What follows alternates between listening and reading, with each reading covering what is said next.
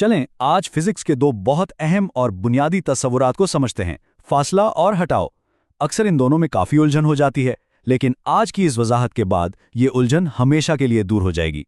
इस फर्क को समझने के लिए चले एक छोटी सी मिसाल से शुरू करते हैं।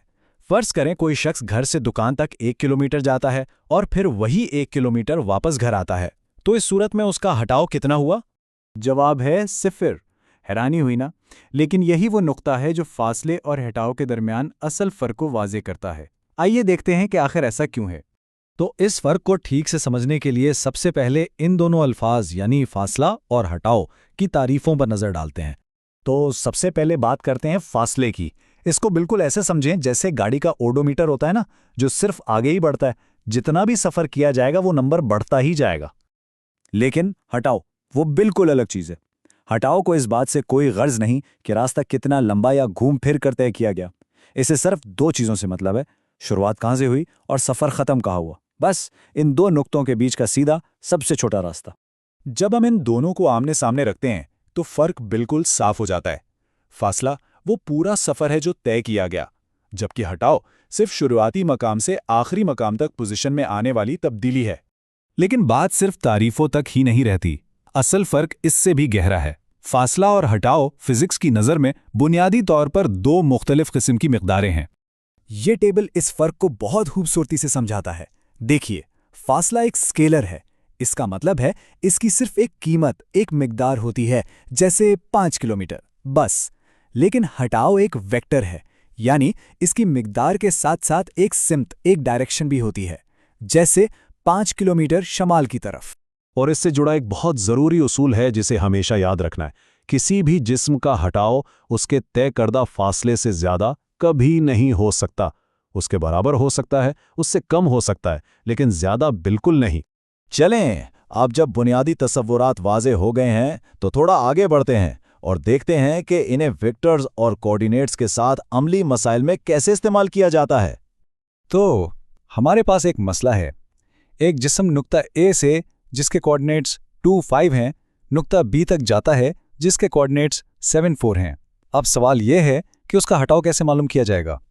इसे हल करने के लिए हम ये 4 मराहिल इख्तियार करेंगे। पहले हम दोनों नुकात के लिए पोजीशन वेक्टर्स लिखेंगे। R1 हुआ शुरुआत का और R2 हुआ आखिरी नुक्ता का। फिर सीधा सा फॉर्मूला इस्तेमाल करेंगे, आखिरी वेक्टर में से पहला वेक्टर निकाल देंगे। जब हम इन वेक्टर्स को माइनस करते हैं तो हमारे पास डिस्प्लेसमेंट वेक्टर आ जाता है, जो है 5i - j। ये तो हुआ वेक्टर, लेकिन अगर इस हटाओ की असल लंबाई यानी मैग्नीट्यूड मालूम करनी हो तो इसके लिए हम पाइथागोरियन थ्योरम का इस्तेमाल करेंगे और इस हिसाब से हमें जवाब मिलता है √26 यूनिट्स। अच्छा, अब आते हैं एक क्लासिक सवाल की तरफ। ये वो सवाल है जो अक्सर इम्तिहानात में आता है और इन दोनों तस्वुरात को एक साथ टेस्ट करता है। सवाल ये है, एक ज़र्रा r रेडियस वाले दायरे पर आगे बढ़ता है और दायरे का 1/4 हिस्सा तय करता है।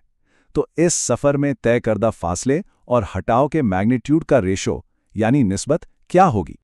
चलें इसको आहिस्ता आहिस्ता एक एक करके हल करते हैं। सबसे पहले फासला, क्योंकि ज़र्रा दायरे का 1/4 हिस्सा चला है तो फासला भी पूरे दायरे के सरकमफ्रेंस का 1/4 होगा। और जब हम इसे हल करते हैं तो फासले की कीमत आती है πr/2। अब आते हैं हटाओ पर। हटाओ क्या था? शुरुआती और आखिरी नुक्ता के बीच का सीधा फासला। अगर गौर करें तो ये एक कायमो-ज़ाविया मुसल्लिस का वितर यानी हाइपोटेन्यूस बन जाता है, जिसकी दोनों अतराफ r हैं। इस तरह हटाओ की मिकदार बनती है √2 ज़र्ब r। और बिल्कुल आखिरी मरहले में हम इन दोनों का तनासुब निकालते हैं, यानी फासले को हटाओ से तकसीम करते हैं। यहाँ r से r कैंसिल हो जाता है और हमारे पास हतमी जवाब आ जाता है। तो इस सारी बहस और हिसाब किताब का निचोड़ क्या है? इससे हमें क्या सबसे अहम बात समझनी चाहिए? चलें इसकी अहम नुकात को एक बार फिर देख लेते हैं। सबसे पहली बात, फासला पूरा रास्ता है, जबकि हटाओ 2 निकातों के बीच का सीधा मुख्तसर तरीन रास्ता है।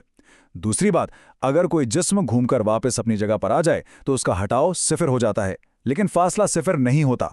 और तीसरी और आखिरी बात, हटाओ की मिकदार हमेशा तयशुदा फासले से कम या उसके बराबर होती है। और अब जब फासले और हटाओ का फ़र्क बिल्कुल वाज़े हो चुका है तो ये एक नया सवाल पैदा करता है।